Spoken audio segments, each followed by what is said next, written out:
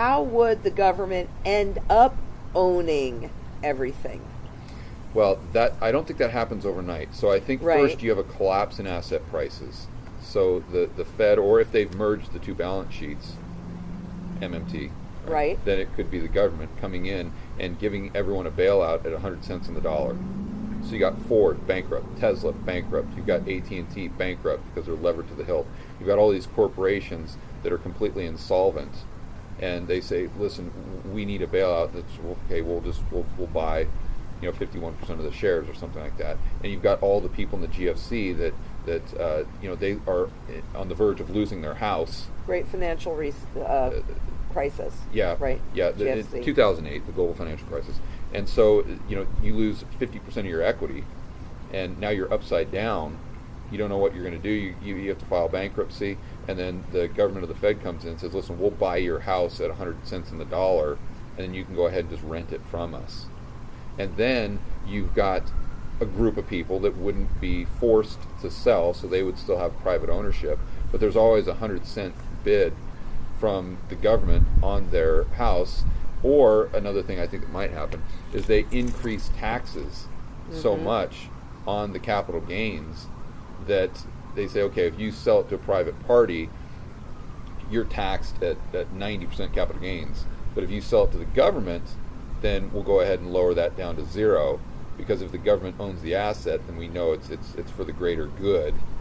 And if the government owns everything, then we never have to ever again worry about this boom bust cycle crushing the economy, and we can move on into a utopian society where you don't have to worry about assets. You don't need them anymore. We don't need the financialized economy because it's all in the government's balance sheet.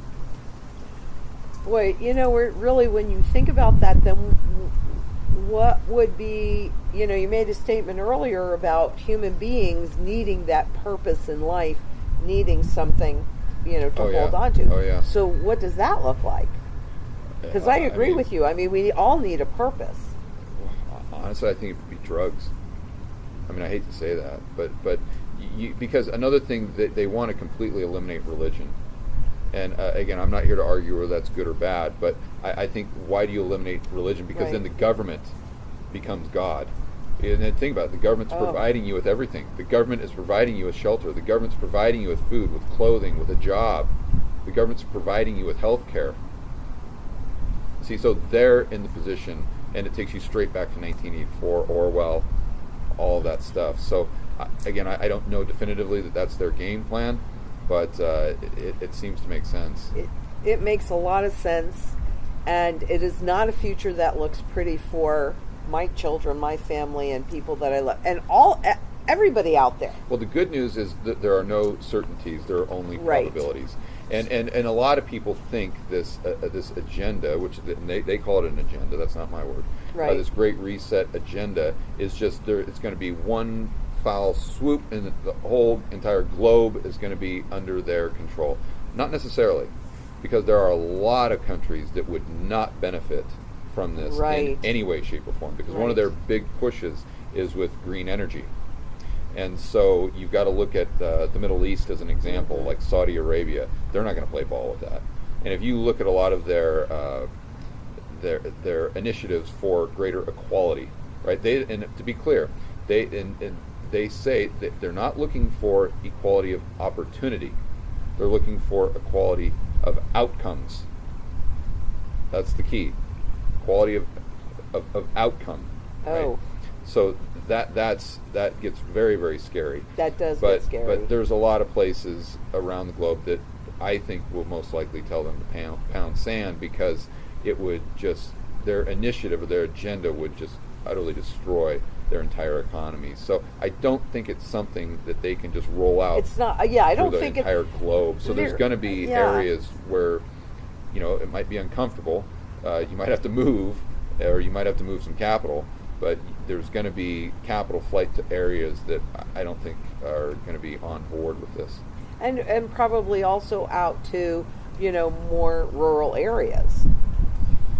out of the cities? Yeah, see, my concern with that is, with your plan, you're good to go because you're self-sufficient. And then that's the piece. I think we all need to be as self-sufficient as possible. Yeah, I go back to the desert island example, and I'm like, I have so many employees in Medellin from Venezuela, and they fled Venezuela because of the hyperinflation and socialism there. And so I always kind of remind myself, listen, if I had $1 billion worth of gold, but I was in Venezuela and I couldn't get out, I'm still screwed. I'm still dirt poor. I can't put food on the table.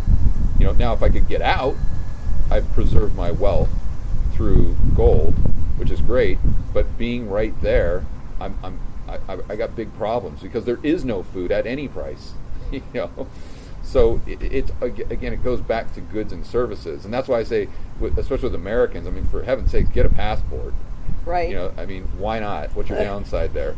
And if you we might have to get vaccine in order to get on the plane. Yeah, well, that's a whole other topic. Oh, that is another topic. We'll save that for another day. But my point there is, even if you've got your gold, even if you've got your Bitcoin or whatever is the store of value for you, maybe diesel trucks or artwork or whatever it is. Right. If you're in the United States and you're thinking of, well, this is going to protect me and I don't need to worry about it.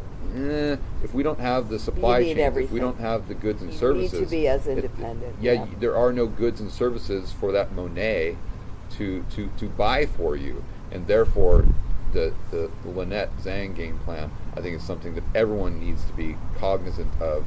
And if they can't execute to the degree that you do, maybe they could just have some sort of plan B there. I always talk about just having an RV, for heaven's sakes, and maybe having a cabin up in the mountains where you can grow some of your own food. Right. And so where if it hits the fan, then you can just hop in your little Airstream with your diesel truck and then go up to the mountains and just at least have something. There. That I think. Oops. Oh. Okay, well, we've got sun now.